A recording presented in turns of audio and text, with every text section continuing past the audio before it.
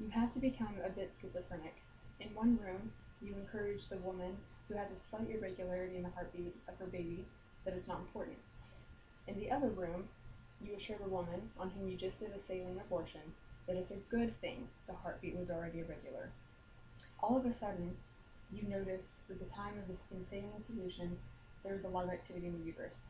That is not fluid currents. That's obviously the fetus being distressed by swallowing the concentrated salt solution and kicking violently. All that is, to all intents and purposes, the death trauma. That is the testimony of Dr. Sands on lifenews.com. Abortion is one of those hot topics that I pay attention to in the news. When someone is passionate about something, they tend to give more focus to it. And I personally strongly believe that abortion is precisely that, an end to human life. Society defines life based on a woman's desire to have a child. If an unborn baby is wanted, it's a human life. If it's not wanted, it's simply a clump of human cells and tissue. But the truth is, wanted or not, that baby is a human life. Doesn't an innocent baby still inside the mother's womb deserve the right to live?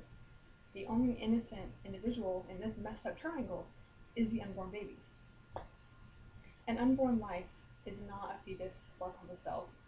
It is a baby. The Encyclopedia Britannica says life is a material complex or individual characterized by the capacity to perform certain functional activities, including metabolism, growth, reproduction, and some form of responsiveness and adaptation. At conception, a human embryo displays all of those features. Profile Across America breaks down the development stages of a baby. Between 1 day to 7 weeks, the cell divides from 1 into 2, 4, 8, and so on. But life begins on day 1. On day 18, the heart begins to beat. On day 28, the baby has developed eyes, ears, and its tongue. Between 8 and 10 weeks, the baby's fingerprints are engraved. Of the 4,500 structures in the adult human body, 4,000 of those are present. A baby's facial expressions may resemble its parents at just 13 weeks. In between 27 and 32 weeks, a baby can now recognize its mother's voice. A baby is also a distinct organism. It is made of the mother and the father. The baby is being carried in the mother's womb, yes, but it is not just part of her. The embryo's reproductive potential is independent from that mother who's carrying the baby. It exists as a series of codes in the embryo's genes. Lastly, according to Wes Messamore at the Humble Libertarian, a fertilized embryo does react to stimuli as an independent and fully functioning organism without being helped to do so by its mother. So life begins at conception, on day 1, and the development of the baby in the following weeks shapes the foundation of human life. That unborn baby already has value whether it is wanted or not. A baby's worth should not be dependent on the mother's desire to keep it. If a pregnant woman is killed, the convicted felon is charged with 2 murders. A woman is also considered a murderer if she abandons her baby.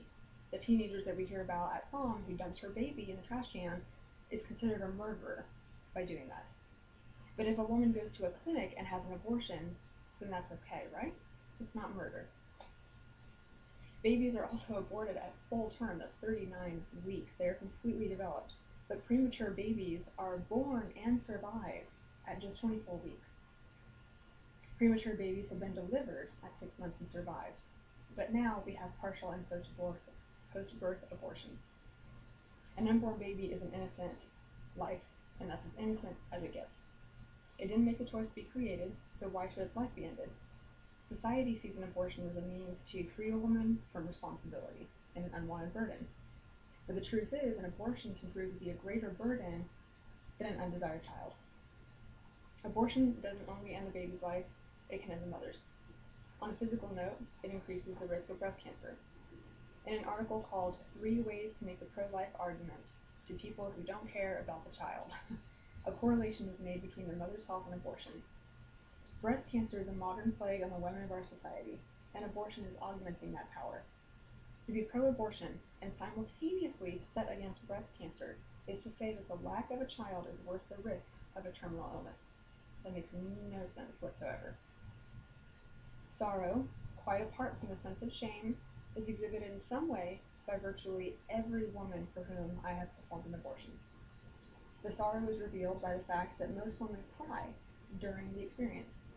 The grieving process can last from days to years. Dr. Susan Palpema shared that recollection from her career.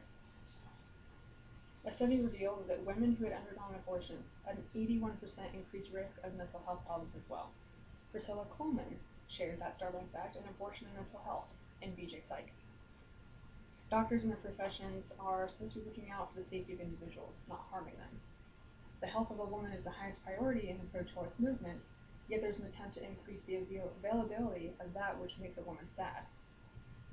In instances of rape, adoption should be considered. So doctors should be ensuring life, not destroying it. Abortion is not about a woman's right to choose. It's about giving the right to an innocent unborn baby. And that unborn baby one day would have grown up to be a fully capable, healthy adult. The closing remark from Letters from the Womb is this: conception is the beginning of human life. From the time that an ovum is fertilized, a new life begins. It's neither part of the father nor the mother, but rather, it's the life of a new human being with its own growth. It would never become human if it weren't already human. Thank you.